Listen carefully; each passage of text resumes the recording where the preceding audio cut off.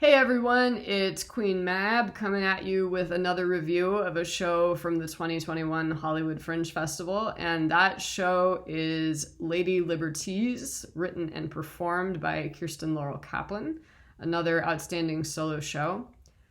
And I like this show because this is a show where a white person is talking to other white people about racism, and she's doing it through sharing her own experiences and her own process and her own mistakes. The show is about Kirsten searching for strong historical female role models in the wake of Donald Trump's election in 2016.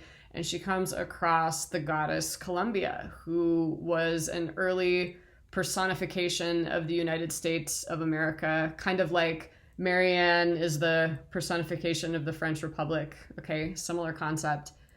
And this goddess Columbia was sort of in use until I think around World War I, and that was when she sort of disappeared, and Kirsten goes on this quest to learn more about her and discovers that actually there's some pretty racist history that's attached to the goddess Columbia. And then she's grappling with her, on the one hand, her whiteness and her privilege, and then on the other hand, the fact that she is a woman and she is oppressed, and how to walk that line and how to balance that. So the show reminds me of a book that I like called Waking Up White by Debbie Irving. And like Kirsten, Debbie Irving tells her story of growing up very sheltered and clueless and not knowing anything about racism and exclusion in the United States, and then getting a rude awakening, and then what her journey looked like and the mistakes that she made and all of that. And I personally think that if white people are going to talk to other white people about racism, that's the way to do it, is to say, this is me, these are my mistakes, this is my journey, this is my process. The book that gets the most attention when it comes to white people talking to other white people about racism is Robin DiAngelo's book, White Fragility. Now, she makes very, very important points in that book, and I don't want to discount that. And I think that that book would be more effective if she would talk about it more through the lens of her own experience. She does a little bit. There are a few times where she gives some examples of mistakes that she's made. And for me, those were the most helpful parts of the book.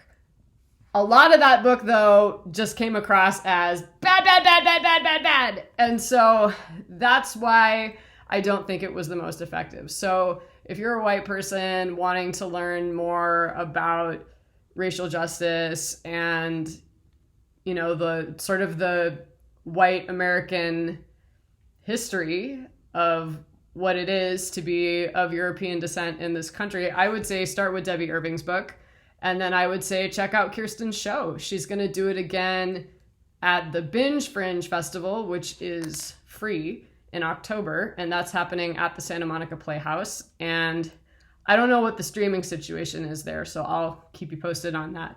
But thank you, Kirsten, for your show. I really enjoyed it. And my show is also going to be happening at Binge Fringe in October, so I will keep everyone posted on that.